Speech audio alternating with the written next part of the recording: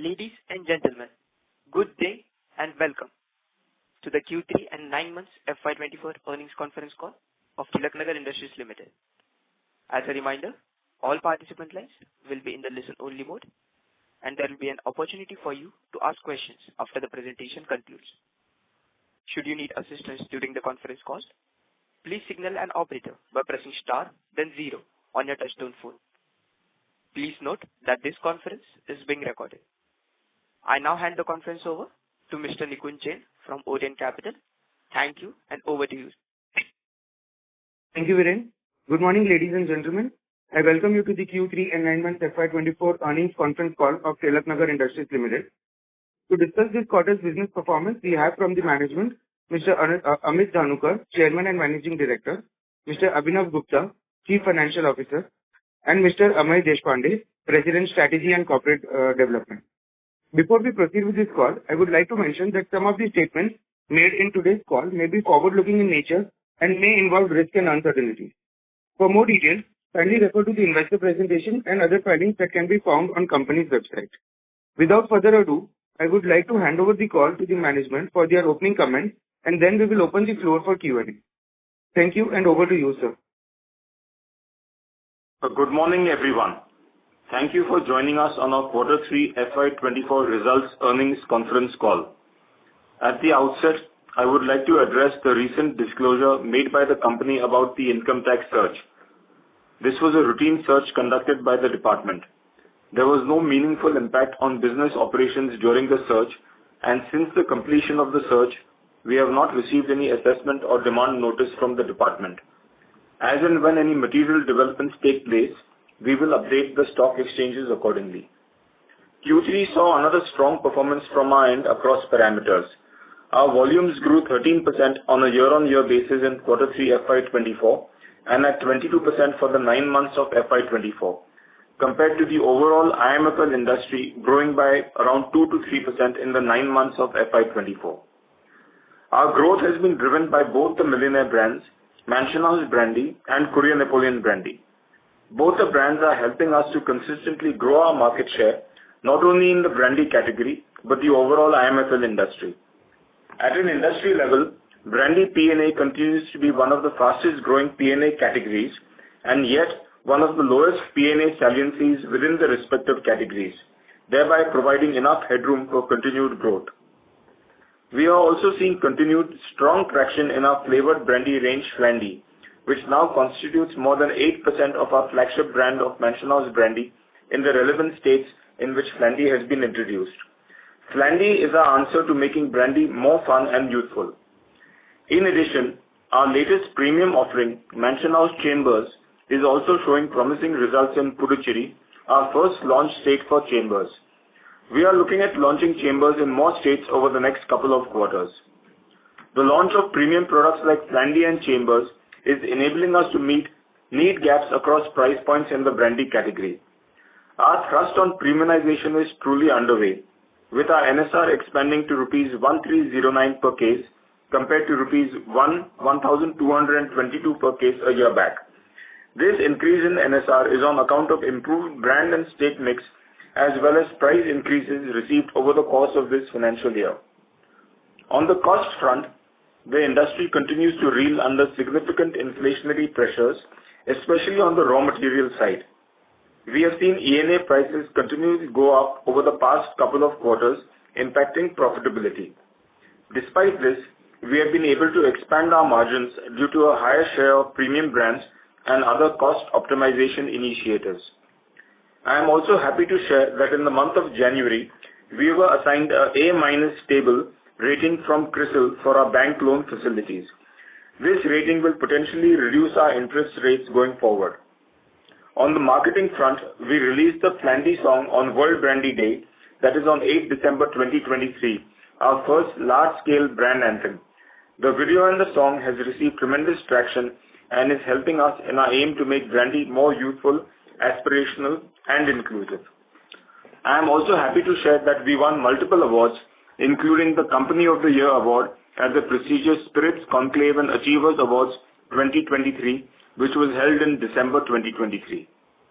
Before I hand over to my colleagues, I would like to reinforce that we truly believe that the brandy premiumization story is here to stay. We will continue to drive our strong innovation pipeline in brandy and come out with some of the best brandies and spirits that India has to offer and for the world to see. I now hand over the call to our President of Strategy and Corporate Development for a detailed financial review. Over to you, Ameya. Thank you, boss. Welcome all to the call. As Mr. Dhanukar mentioned, our volumes grew by 13% in Q3 and 22% in the 9 months of FY24, as compared to the industry growth of around 2 to 3% in the 9 months of this year. Our net revenue increased to rupees 377 crores for Q3 and rupees 1,035 crores for the 9 months of 24, a growth of 24% and 28% respectively on a year-on-year basis. Apologies for that, some issues with the line. So as I was saying, the P&A segment, which accounts for more than 80% of our volumes, continued to drive growth for the company. Our EBITDA increased to 51 crores and 137 crores in Q3 and 9 months of this year respectively, a growth of 27% and 46% respectively on a year-on-year basis. Despite inflationary pressures, we have been able to maintain our EBITDA margins, which stood at 13.6% for this quarter as compared to 13.4% for both Q2 of this year and Q3 of last year. The EBITDA margin for 9 months FY24 is at 13.3% as compared to 11.6% for 9 months FY23. Our gross debt has reduced to rupees 164 crores as of December 23, a reduction of rupees 24 crores from September 23 levels. Our net debt as of December 23 is rupees 119 crores, and we are hopeful that we close FY24 at a net debt of less than 100 crore rupees and achieve near net debt-free status by March 25.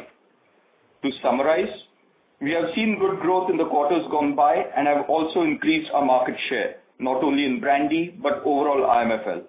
With a strong innovation pipeline and slew of launches over the next couple of years, we expect this trend to continue, and with a specific focus on premiumization, we expect cash flows to improve further, enabling us to make more marketing investments to build our core brands as well as new ones.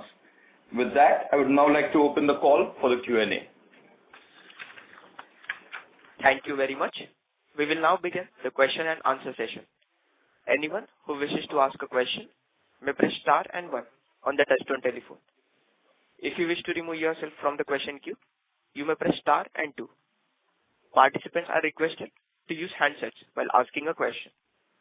Ladies and gentlemen, we will wait for a moment while the question queue assembles.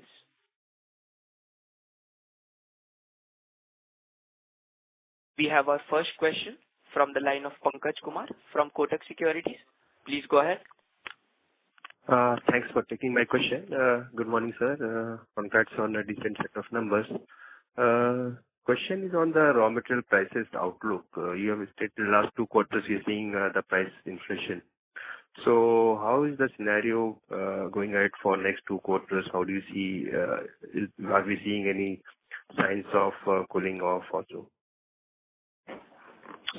So on the ENA front, we have experienced some inflation quarter on quarter. That is the principal raw material on which we have seen inflation. The first quarter, the ENA price was 67 rupees per liter, which then increased to 69 rupees for quarter 2. And for the recently concluded quarter, it was around 72 rupees. So there has been a steady increase in the ENA cost quarter on quarter, and it's difficult for us to, really predict as to how this price might move going forward. But on the rest of the fronts, I think we have seen a cooling down on rest of the inputs. So to add to that, Pankaj, as Mr. Dhanukar mentioned, other inputs, right? So glass, for example, had seen a slight reduction in costs in the first quarter of this financial year. While we didn't see any reductions in the second and the third quarter, we are seeing some reduction in Q4 of somewhere around 700 to 800 rupees a ton. So that should help us out a bit on the cost side as well going forward. And on the price increases from the state, so any color on that? So price increases, Pankaj, we had received in the previous year. We received in the important states of Telangana. We received an increase in the canteen stores department. So I think thereafter nothing. And sir, second question is on the overall brandy segment that we have seen decent growth in teens versus the industry growing in very low single digit. So do you see going ahead, the brandy market will continue to maintain the growth rate, or we see some slowdown also? So I think, Pankaj, the thing is, we do, firstly, when we look at brandy, let's just look at P&A, Prestige and above, right? And that is the segment which has been outperforming the overall industry. While we do believe that driven by our own portfolio, we do expect this to outperform the industry to some extent as a overall industry, I mean, right? But obviously, I think difficult to say whether it will grow at the same 13% on a year-on-year basis, right? I think we were looking at a fairly low base from a 3-year perspective when we started off. This we are looking at somewhere around, at least from our perspective as a guidance, we are looking at volume growth of anywhere between 12 to 15% for the coming year of FY25, and then in the lower double digits going forward. And sir, last question is on your the new launch on MHB Chambers. So at what price point that we have launched, and what are the future launch pipeline?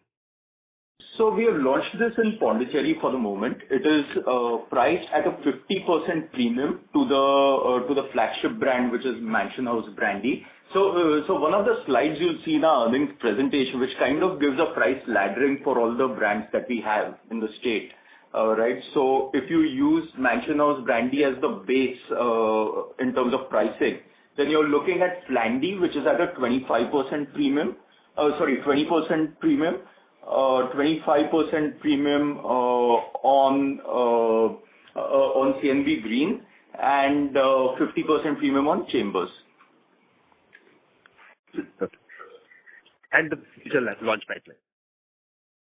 Future launch pipeline, see, Chambers, obviously, we are going to launch in a few more states, right, over the next couple of quarters. Beyond that, I don't want to speak too much in terms of which categories are we going to launch into, right? Loads of innovations going on in the portfolio right now, but I think closer we get to it, we'll speak about it. But Chambers will get launched in a few more states. And just to correct myself, Flandy is at a 25% premium to Mansion House Brandy, and CNB Green is at a 30% premium to Mansion House Brandy. Okay, thank you. Thank you. The next question is from the line of Darshika Khemka from AV FinCorp. Please go ahead. Hello, sir. Thank you for the opportunity. This time around, we see that the other income for the company has increased almost 8 crores in the quarter. What can we attribute this to? Is there a one-off or anything of that sort? So it should be considered as a one-off. There were some old advances which had been provided for, which the company was pursuing vigorously over the last few quarters. So a part of that 8 crores is advances which have been returned to us, and the remaining part is, I think, other income, which is interest on our fixed deposits and mutual fund investments. Okay. Could you help me with the breakdown of this other income into the old advances that you've received and Yeah.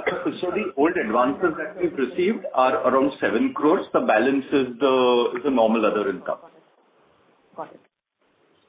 All right. Yeah, that was it for me. Thank you. Thank you. The next question is from the line of Ajay Thakur from Anand Rathi Securities. Please go ahead. Hello. Thanks for taking my question. So wanted to understand more on the other expenses. So if I were to look at it, it has been almost like a flattish at around 110 CR. So can you share some details on, what is the level of, a steady state kind of a run rate that we can expect for the expenses? The employee expenses. I meant employee expenses. Employee 11, it is 110 million. 100 to 110 million. Yeah. Yeah. So I think employee expenses are kind of, we are at the optimal level in terms of percentage of net revenue, right? From a growth perspective, I think you should look at it at the same, at a slightly lower growth than the revenue that you would be modeling. We should be looking at similar levels or slightly lower in terms of percentage of net revenue going forward as well. And my second question, our arrangement with Pernod Ricard. So any update on that front? If we have, we understand that we have been under, discussion with them. Yes. So of that discussion. Post the last call, there is no material development as such to update the forum, but we continue discussions and we are hopeful that the arrangement would commence shortly. Okay. And lastly, in terms of, our foray into the northern markets or the, non-south markets, so how is that shaping up and how is, the contribution of south versus the non-south shaping up, if you can share that number for the quarter? So it is going on expected lines, of course, as the forum will be knowing that bulk of our sales do come from south, and I think there's a very small shift which is happening in terms of the saliency of east and other markets such as institutional sales, but it is in line with what our expectations are. And just to quantify in terms of how much does south contribute to our volumes, it's around 85%.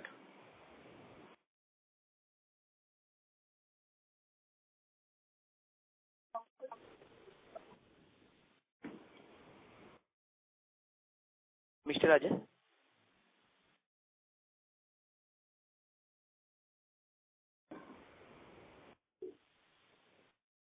Viren, we can move on to the next question in case Ajay is done. As there is no response from the participant, we would like to take the next question. Before we take the next question, a reminder to all the participants that you may press star and 1 to ask a question. The next question is from the line of Shivram from Retail Limited. Please go ahead. Thank you for the opportunity. Can you hear me? Yes, Mr. Yes, Shivram. we can hear you. Please go ahead. Congratulations on a fine performance in Q3 as well. And it is very heartwarming to hear the aspiration of our company to produce brandies for the world, as the chairman mentioned. Mansion House is already the largest selling brandy in India, and another 9 years or so, the company would be completing 100 years.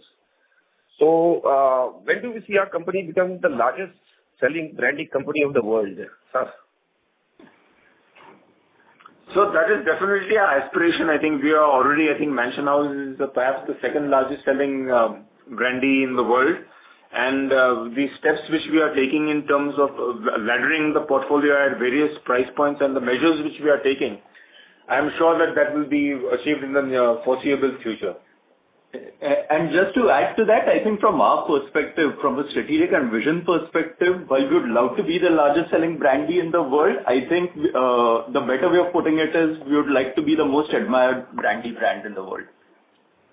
Thank you, sir. Thank you. That's all from me. Thank you so much. Thank you. The next question is from the line of Chintan Mehta from Edelweiss LLP. Please go ahead. Hello. Yes, Hi. Mr. Chintan. Is my voice audible? Yes, you're audible. Please go ahead. Yeah. Thanks for the opportunity.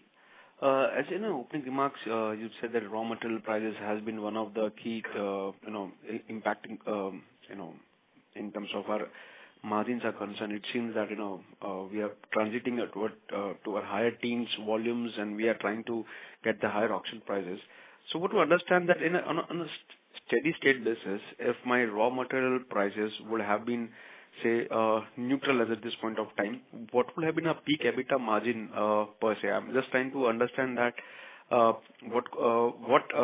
kind of, right now our EBITDA margins are close to around 15 or 14 odd %. What could be the peak EBITDA margin if say we have a steady state, raw material prices? You see, excluding the inflation that we've seen in raw material prices, right? This would have been closer to around 15.5%, 16%, right?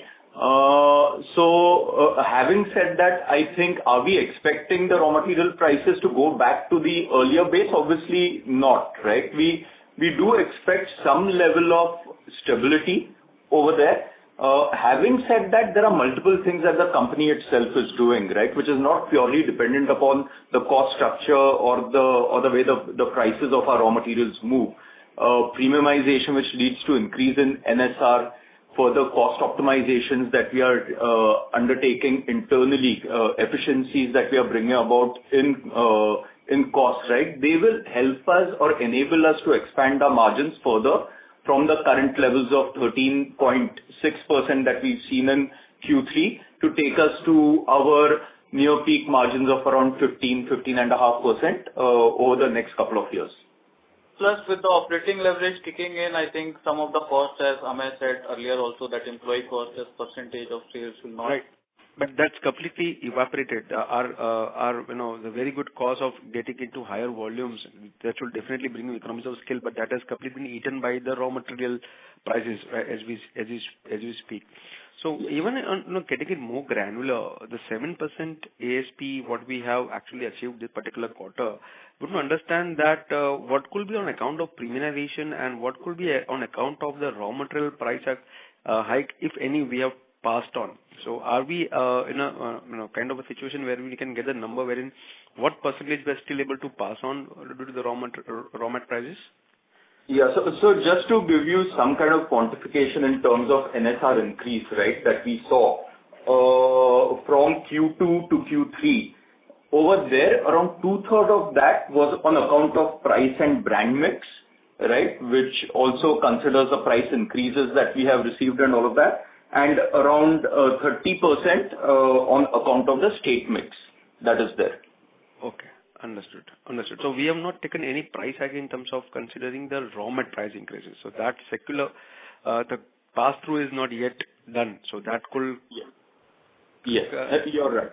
So in Q4 or coming quarters, you may see that even playing out well, if I'm not... So that's a difficult one, right? Because most of the prices are frankly regulated by the corporations as such, right? So thereby it is not a free pricing mechanism in every state. Having said that, we do see premiumization or other NSRs being at a healthy level, right? So they kind of will take care of all your inflationary pressures. We do believe that we'll be able to maintain our margins, if not better it, within the next couple of quarters itself. Okay. Understood. That's it from my side. Thanks a lot. Thanks for the clarification. And best of luck to all of you. Thank you. Thank you. The next question is from the line of Gaurang Kakkar from Haitong Securities. Please go ahead. Yeah, hi. Thanks for the opportunity. So couple of questions. If we look at the 13% volume growth for the quarter, is it possible to give some color in terms of how this looks between super premium, and the deluxe segment that you called out in the presentation? So see, super premium is a very small part of our business, right? Even when you look at the premium side of things, right? You are looking at brands like Mansion House Brandy over there, right? So that would be the predominant growth. Rather, that is where a majority of the growth is coming from, along with CNB.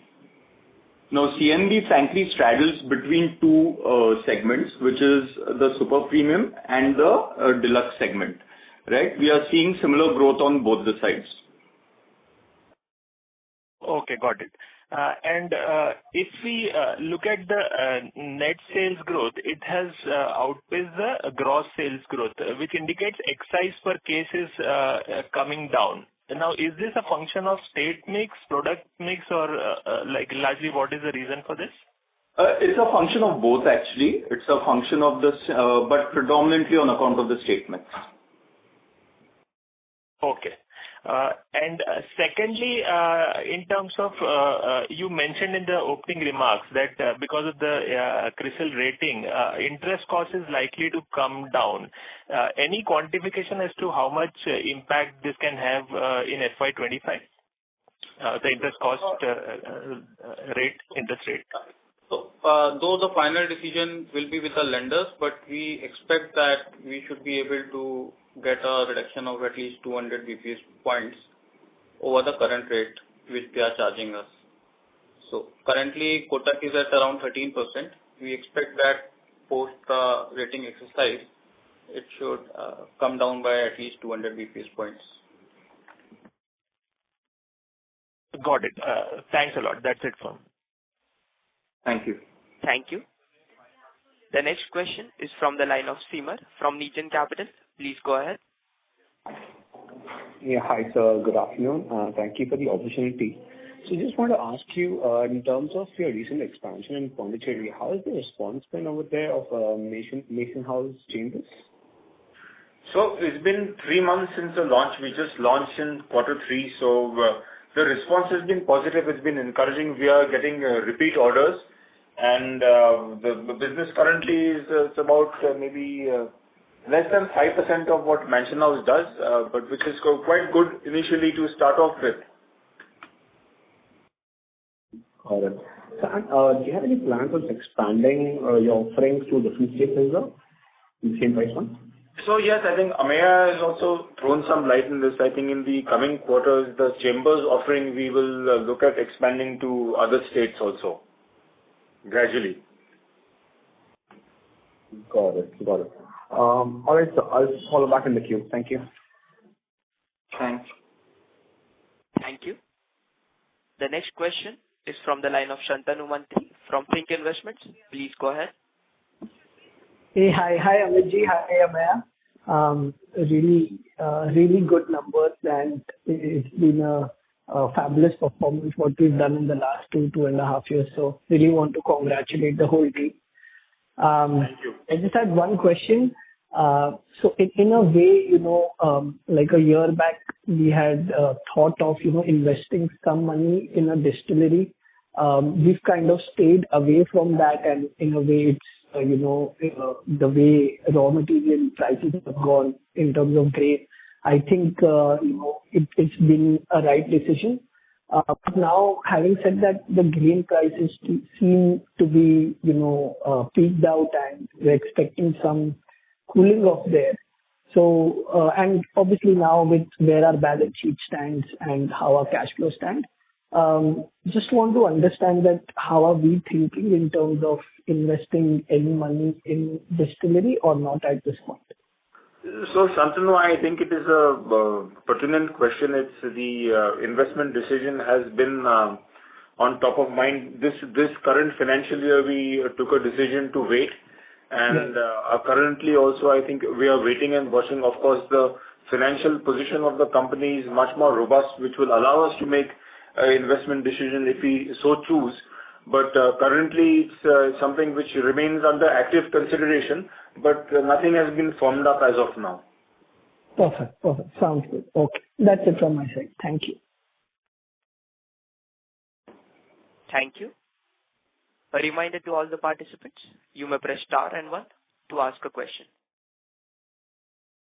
The next question is from the line of Himanshu Shah from Dolat Capital. Please go ahead. Hello. Hi, Himanshu. Hi. Congratulations on good set of numbers to the entire team. Couple of questions. One is, can you just highlight what has been the capex for 9-month FY24 and the outlook on capex for FY24 and FY25? So capex for this year has been around 15 odd crores, right? And going forward, if you keep the distillery capex aside, right? So distillery capex is somewhere around 40 to 45 CR potentially, right? But that depends on when we do take a call to expend that. But keeping that aside, you're looking at a maintenance CapEx on a yearly basis of anywhere between 20 to 25 CR going forward as well. Okay, fine. And secondly, again, harping on